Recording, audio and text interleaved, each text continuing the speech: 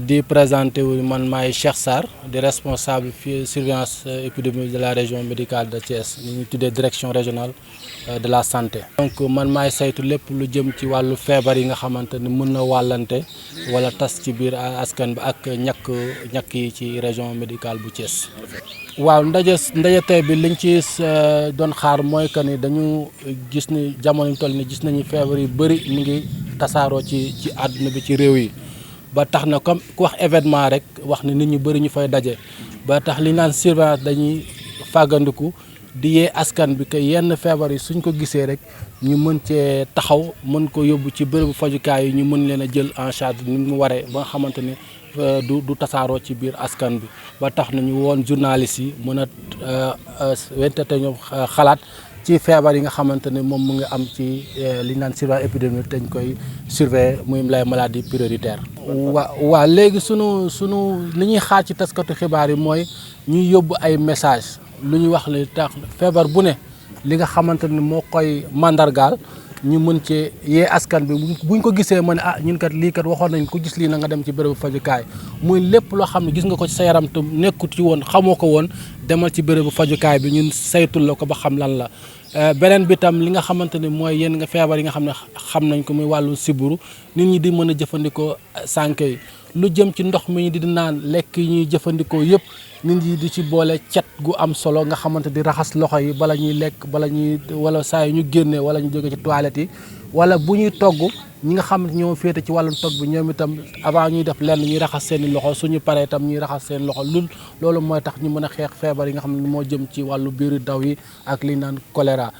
bu ñëwee itam dañuy wax ci wàllum Covid 19 yéen ñëpp xam ngeen ko yàgg na fi te toujours dañ ni feebar bi mu ngi fi mais dañuy bëgg ñu sensibiliser askan bi xam ne feebar baa ngi fi ñi nga xam ne ay mag lañu wala ñi nga xam ne am nañ yenn feebar itam ñu dem di ci bërëbu fajukaay mën a jël seen ñàkk yi nga xamante ni mën leen a aar ci feebar yooyu donc ak li nga xamante ni moo jëm ci sensibilisation sunu mbokk transporteurs yi ñu xam ni ay njaboot lañ yore ñu daw ndànk ba nga xamante ni yoon bi am prudent tey nawet lañ nekk ku wax nawet yoon yi neexuñu te ñu vraiment ñu ànd ak vigilance ci yoon bi ba nga xamante dina mën a wàññi jëye yi nga xam ne mu ngi am ci wàllu accident yi. waaw ci jamono yi ñuy wax ak yéen nii amaguñu ci ñi ngi saytu feebar yëpp ñu xam nga dañu am fi li naan district sanitaire am li naan les hôpitaux mais ci ñoom ñi ngi saytu jàngoro mais jamono vraiment at bi ñu nekk nii amaguñu benn jàngoro boo xam ne mu ngi wàlle boo xam ne détecté nañ ko fii ci région bu Thiès mais teewul na ñi ngi saytu di wër parce que ku ni surveillant rek da ngay xel di saytu ba tax na ñun ci loolu na ñu ngi ci gën a góorgóorlu comme ay nit ñooy ñëw ñu gën a ñaax askan bi ci loolu nga xamante ne vraiment que bañ benn feebar même bu fi feebar duggee mu bañ a wallaw ñu mën koo teel a gis teel ci taxawaay wàllu wér-gu-yaram li ci loolu tax na li ñu naan direction médicale de la santé régionale de la santé bu Thiès jël ay matuwaay nga xam ne teg pour wàllu wér-gu-yaram li teg li naan ay paiement post médicaux avancé yoo xamante ne day jege askan wi pour mën a jël leen ci yenn feebar yi am na itam li naan ay poste fixe li nga xamante ni yenn bërëb fakaay yoo xam ne fa la ñuy dem su fekkee ne ca poste médicaux avancé yi gis nañ ci loo xam ne jéggi na seen i dayo ñu mën ko référé foofu ci poste fixe yi wala ñuy référé ko ci hôpitaux yi pour mën a jël en charge ñi nga xamante ñoo ñëw ci wàllu gàmm gi. yeneen dénkaane si ñi nga xam ne ñooy ñëw si gàmm gi wax nañ nawet la ñu tombeel naam ndox yi bare na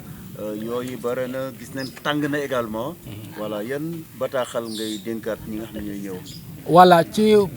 comme ni nga ko waxee rek ci jamonoy nawet lañ nekk te ku wax nawet wax sibru ak ñoom àndal comme ni ñu ko waxee woon léegi ñetti feebar yi ñu waxee woon mooy sibru bi muy chikungunya bi muy dengue bi muy feebar yoo xamante ni suñu jëfandikoo ay sànke yàlla mën nañ cee musal te itam tàngoor bi métti na dañuy ñaax suñu mbokk pèlerin yi nga xam ñoo ñëw ci gàmm gi nañuy faral di naan ndox bu bëri pour mën a éviter ay déshydratation nga xamante ni loolu mën na leen a am ay jeexatal ci seen wàllu wér-gu-yaram ba tax na vraiment message li ñuy ñaar mooy nit ñi dañuy jëfandikoo moustiquaire nit ñi nañuy naan ndox pour que seen mën la éviter yenn déshydratation yi nga xam ne mën na am na jeexatal ci seen wàllu wér-gu-yaram te képp ku ko mën itam boo ñëw xam na ni ku ami gan mënoo matal ñëpp ay sànq soo mënee indaale sa sànq itam loolu itam bokk na ci loo xamante ne soo ko mënee indaale nga indaale ko pour que mën a fagaru ci yenn feebar yi comme sibbiru beeg dengue bi ak chikungunya bi. donc maa ngi fàttali sama tur man maay Cheikh Sarr di responsable surveillance épidémiologique de la région médicale de Thiès. ñu financé formation wu journalistes yi tey UNICEF dafa gis ne déjà mu ngi fépp ci Sénégal mais rawatina ci béréb boo xamante ni dañ fay dajaloo te bokk na ci gàmm yi nga xamante ni mooy am fii ci région de Thiès mu ci Tivaouane ci Ndiassane ci Thiénaba wala yi am fii ci biir Thiès yëpp mu nekk loo xamante ni journalistes yi gis nañu seen liggéey màcc na trop te mën nañoo nit ñi dinañ leen déglu dinañu mën a jox nit ñi xibaar yi nga xamante ni dinañ mën a aaru ba benn feebar incha allah ñu bañ ko am. waaw mais loolu juste li ma ciy rappelé mooy ñu wax leen ne donc ci wàllu fàttali bi wax nañ sànq ne coronavirus am na fi donc bu ñu demee ci point yi ku ci bëgg a vacciné wu mën na vacciné wu aussi loolu aussi am na ci tamit ci point yi merci beaucoup. Bonjour à tout le monde, donc nous félicitons la presse d'avoir répondu à notre invitation. Donc pour les messages liés au contexte de surveillance dans la région, donc vous savez très bien qu'actuellement il y a une réémergence de certaines maladies. Et actuellement, l'actualité, surtout par rapport aux maladies liées aux fièvres hémorragiques virales comme le chikungunya, Crime-Congo, la dengue, c'est des maladies d'actualité. Donc c'est pourquoi on a jugé de partager l'information avec la presse pour prévenir et rassurer la population par rapport à la propagation et surtout les mesures préventives qu'on pourrait édicter à la population, savoir l'utilisation des moustiquaires pour éviter le paludisme, le chikungunya et la dengue, mais aussi les maladies diarrhéiques, l'utilisation d'eau potable, l'utilisation d'aliments sains, mais aussi lavage des mains pour éviter ces maladies diarrhéiques. Mais aussi on est dans un contexte où la Covid est toujours là avec nous, donc il faut toujours sensibiliser la population sur la Covid, malgré que les mesures barrières avec les masques, il n'y en a plus, mais au moins de sensibiliser un peu la population pour qu'on puisse faire diagnostiquer. Il y a des tests au niveau des paiements, là où il y a les postes médicaux avancés pour la santé, donc au niveau de ces sites religieux. Et pour éviter les formes graves de Covid, vous favorisez la vaccination? Oui, pour éviter les formes graves de la Covid-19, on demande à la population de se faire vacciner. Parce que dans tous les points fixes, il y a la disponibilité des vaccins, donc, et le vaccin est gratuit pour les pèlerins et tout le monde. Que dire, quels sont maintenant les messages clés, M. Sarr, par rapport aux pèlerins, surtout qui vont venir en masse? Déjà, Tivaouane commence avec le bourreau qui a démarré.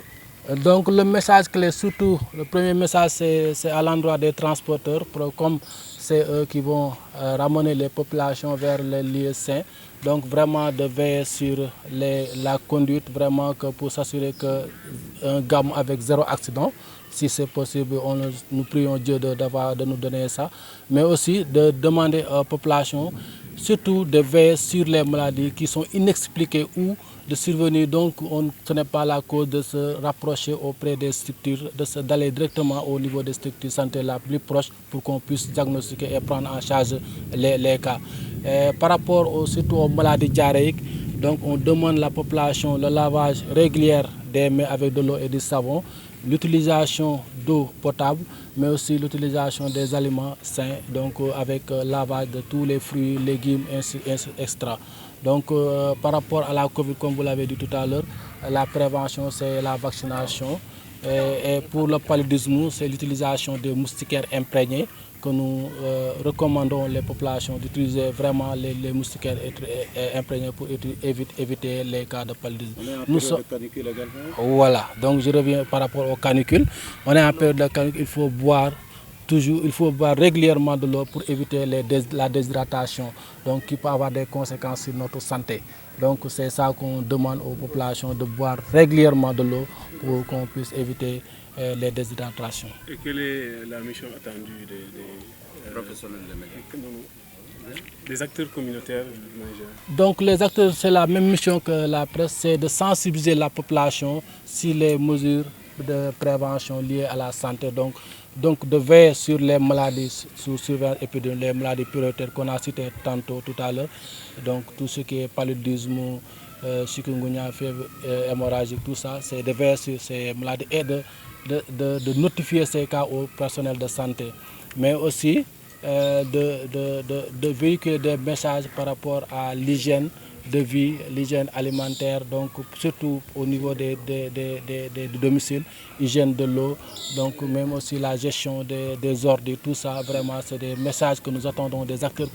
que nous attendons de la presse pour qu'on puisse sensibiliser davantage la population. Oui, aujourd'hui, l'UNICEF est présente au niveau donc, du Sénégal pour appuyer la santé globalement,